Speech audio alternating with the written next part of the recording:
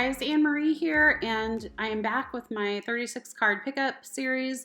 This is the first set of cards that I made using some of the elements that I showed in that first video, which I'll put a link up in the corner there.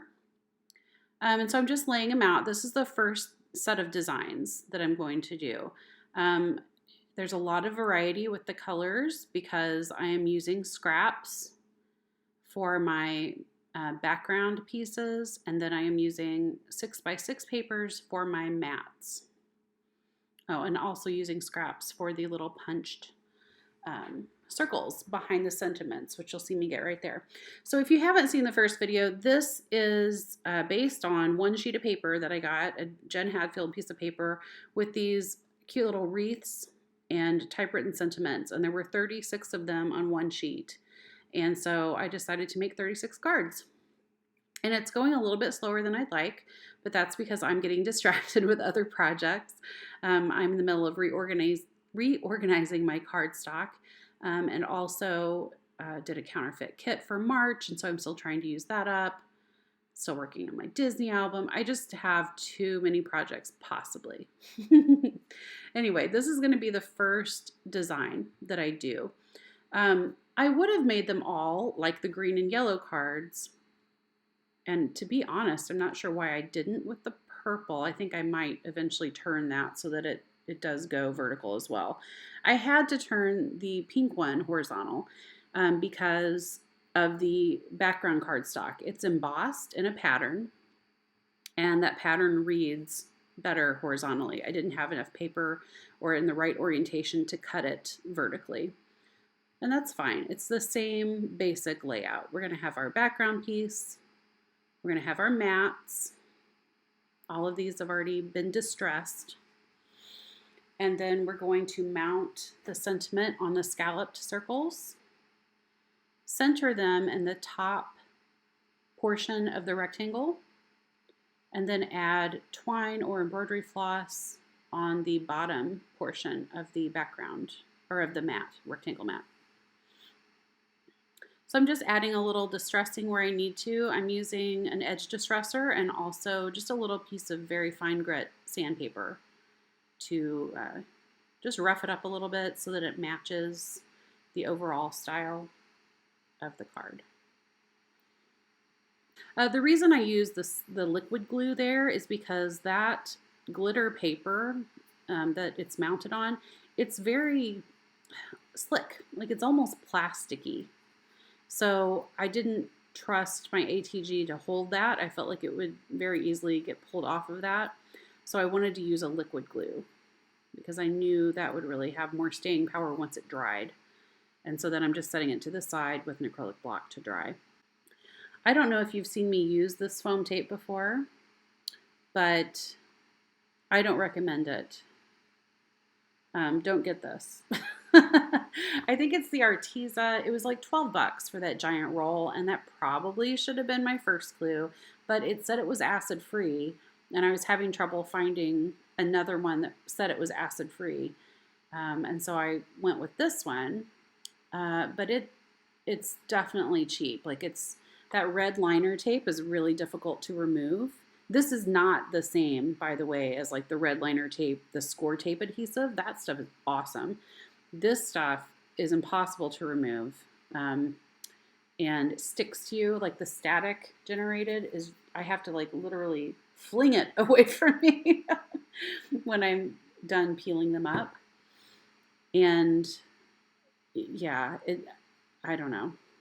I don't recommend this. I'm going to use it because I spent money on it and I'm going to use it, put it to some good use, but I just don't recommend it.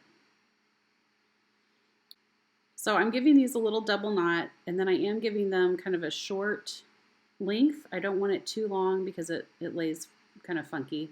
And then I'm just going to hold it in place for a little bit. Sometimes that's enough, and sometimes I have to add a little dot of glue. So I'm adding a little multi-medium in the matte finish here under the dot, and I'm just going to kind of hold it in place for a second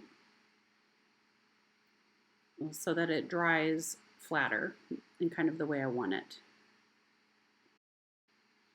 It also helps if you can get them just a little damp, but I don't like to do that when it's on, the front of a practically finished card, obviously.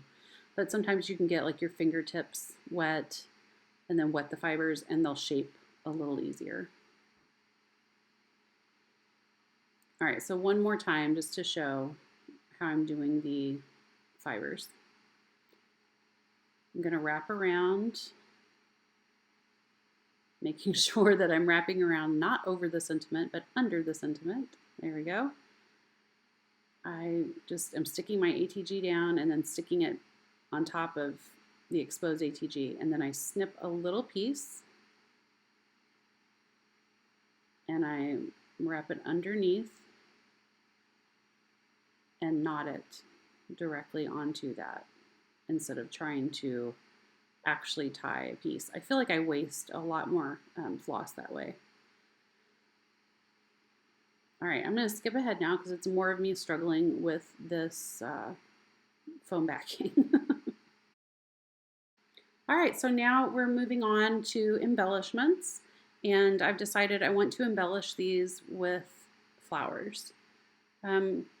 I have a lot of die cuts. I could make some perfectly coordinated ones, I think, if I really wanted to, but I'm trying to use up my stash, and so I just went to my big jar of flowers and dumped out some of them, and I'm just kind of filtering through them, picking out ones that either directly go with the card or complement it and come pretty close.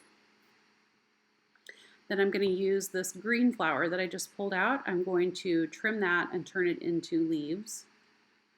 But this is how I store my flowers, and this is my process. This is what works for me. I put them all together and then I dump them out. And I find a lot more possibilities that way.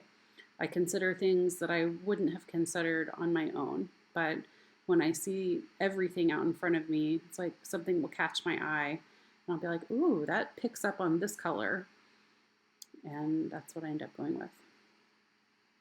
All right, so in my head, I want to cluster the flowers over on the right-hand side. Most of my knots are on the left-hand side. So that's how I'm going to balance it, is by putting the flowers on the right. And I just go through and build up. For example, on this one, I'm going to use a mini brad to hold the different layers together. These floral embellishments, the larger ones here, they're actually silk flowers that I just got like at Walmart or the dollar store a very long time ago, like we're talking 15 years ago, and then pulled them apart. So for like $1, I got dozens of flowers, essentially. And it's a really inexpensive way to get flowers. I will admit that I don't always love the look of them. Sometimes I really do prefer the Prima flowers or die-cut flowers. But I tell you, when you don't have a lot of dough to spend on embellishments, it's a really good strategy. All right, so these flowers need a little something, something. A couple of them, I was holding together with brads, and so that was the center. But for a lot of the flowers, I'm just able to glue them down. And so I want to add something in the middle. And I decide rhinestones are the way to go. I try out a lot of different things, but ultimately what I decide is that I like tone on tone. So if it's a purple flower, it gets a purple rhinestone. And if it's a blue flower, it gets a blue rhinestone. I liked that because I felt it was subtle. It wasn't too jarring. I feel like sometimes when we get a lot of colors going on and then we mix them up too, it just gets to be a little too much. And I want to keep these kind of simple and understated. And you'll notice I didn't start that way. I did try out like contrasting colors in the flowers, and I felt like it was too, I don't know, not clownish, but silly, kind of almost. And I wanted these to be more coordinated and elegant, so I went with understated tone on tone. In general, I am choosing one larger flower for each card to be the focal flower. And then I'm supporting those with 2 smaller flowers and some leaves. And I'm just tucking them underneath the larger flower and futzing with it until I like how it looks. But that's my basic formula. 1 larger, 2 smaller, some leaves and rhinestones. All right, so I'm liking how they're looking, but I really want to add some color to the sentiment wreaths. So this is the first set, that I'm doing with this. And so there's a lot of experimenting going on here. I tried every single basically solid type of thing that I had. I tried pencil, colored pencil. I tried markers, fine tip markers, brush tip markers, Copic type alcohol markers, um, until I found combinations that I liked. And honestly, I mean, there was no one card that I only used one type of medium on. I just used whatever in the color I needed. So there's a mix, and I'm okay with that. But I won't sit here and just let this play because it's just a lot of me trying something and then trying something new. Just know that I colored and I used whatever I needed to use to get the color I needed. So the finished cards, it's kind of hard to see in the video, but they do all have some coloring. And my favorite is that green in the lower left. That's my favorite. um, yeah, I like how they turned out. They're pretty and they're pretty simple, but that's me, so I can't change that.